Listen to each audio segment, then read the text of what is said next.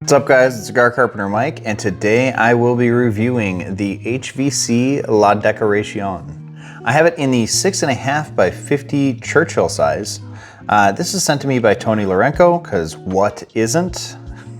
Tony has sent me so many cigars, I'm greatly appreciative. This is a new cigar by HVC. It has an Ecuadorian 2000 wrapper over, it doesn't say what the binder is, at least not where I looked. But the fillers are from Esteli and Jalapa, which are regions of Nicaragua. I've seen a lot of people really enjoying this, and some guys saying, you know, it's just kind of earthy and woody. I don't know, I haven't smoked it yet. As far as HVC goes, I've enjoyed some of the Black Fridays. Not all of them, but some of them. I like the HVC, like the 500, the Solomon. That one was really good for me. And then if you watch Cigars Unbanded, our Thursday night live stream where we blind review cigars and then it's revealed at the end of the show, the HVC La Rosa 520 did really well. And that's an affordable cigar, which most of HVCs, if not all of them, are like 10 to 15. This one's like 12 and a half. That's really affordable at this day and age with cigars. So looking forward to trying this one. There's been other HVCs that I've been underwhelmed by also. So this really could go any way. So looking forward to trying this one. I will get this thing lit up and check back in with an update. All right, so right at light up here. On the draw, there's a kind of a danky round cedar. It's not like, sometimes cedar can feel really light on the palate and kind of sharp, but this is more smooth and dense as opposed to not smooth and sharp. And then on the retro, if you blow the whole draw to your nose, there's kind of a brighter floral cedar note with some white pepper, and it's got a bite to it as far as the pepper goes. And then on the finish, if you blow the whole draw to your mouth, there's a nuttiness. It's kind of like a toasted peanut. And then there's a touch of cocoa and leather, and it's a little bit sweet.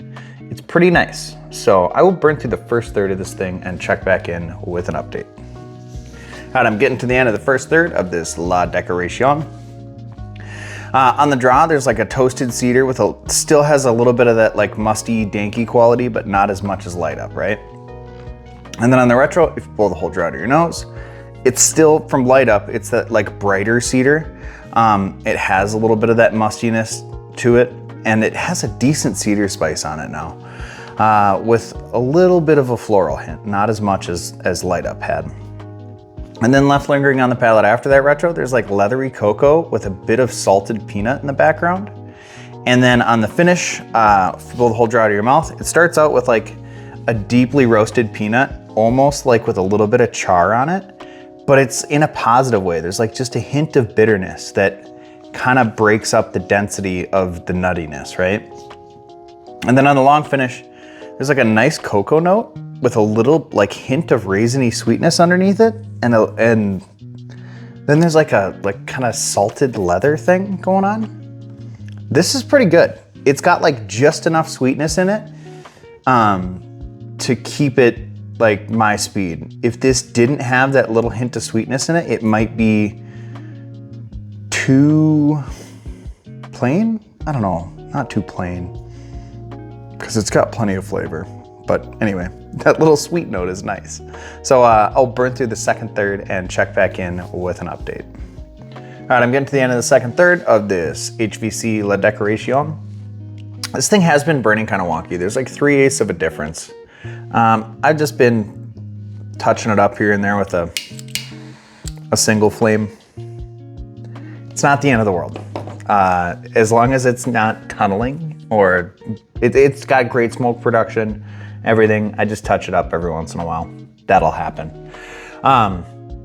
Anyway, on the draw, there's a peaty, dense cedar with some cedar spice, and there's an underlying florality.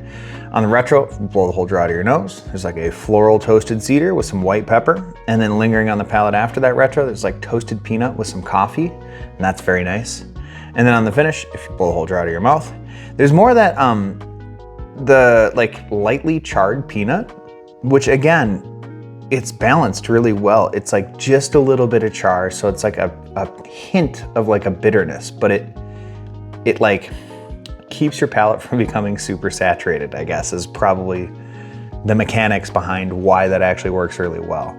But then on the long finish, there's like a little salted leather, and there's a bit of like a bready coffee note and some cocoa. And there's like a subtle sweetness to it all that I can't really pin on any specific note, but it's present and it's nice. Again, if it didn't have that, I don't know that I'd be enjoying this as much as I am right now. So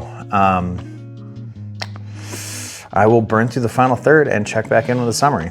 All right, I'm getting to the end of the final third of this HVC La Decoracion. I'm probably saying that wrong the whole time. Edgar, let me know in the comments. On the draw, there's like a lightly charred nutty cedar, and it's like right on the edge of too charred, right? It's got a decent amount of bitterness to it. Any more and I'd be like, yuck, right? But it's good. And then on the retro, if you pull the whole jar out of your nose, there's like a citrusy floral cedar with a white pepper bite, and that's pretty nice. It would have been nice if that citrusy thing showed up a little bit earlier, but it's nice right now. And then lingering on the palate after the retro, there's pepper up front because there is like a decent amount of pepper, and it's like I think the earthiness that's in the lingering notes kind of makes that pepper present like more black pepper. But then there's like a leathery coffee, and that earth note rides out too. And then on the finish, if you pull the whole jar out of your mouth, there's more of that lightly charred peanut. That again is like well balanced. It's just like it has been throughout the rest of it, which is surprising because oftentimes if there's a charred note in the final third, it's just real charred, and it's not beyond that, right? But anyway, so there's that lightly charred peanut note. And then on the long finish, there's like bready leather with coffee and like a nutty cocoa.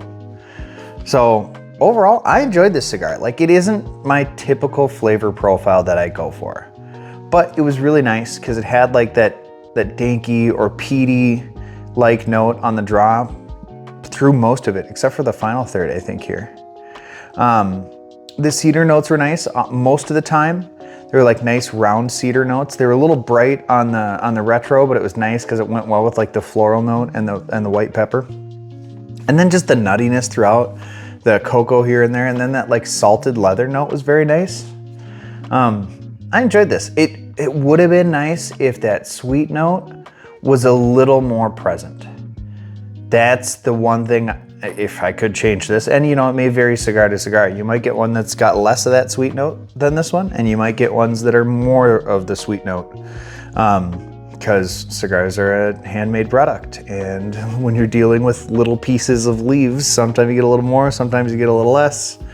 Sometimes one leaf is a little sweeter than the other, even though it's the same, right? But with the affordable is all relative to your budget, right? But like at 12 and a half bucks, like this is a pretty affordable cigar. You grab a couple if, you know, I'm not saying there's a big variance in them because I don't know that, right? But if you got one that wasn't your favorite, you could try a second one and not be out too much, right? Overall, I like this.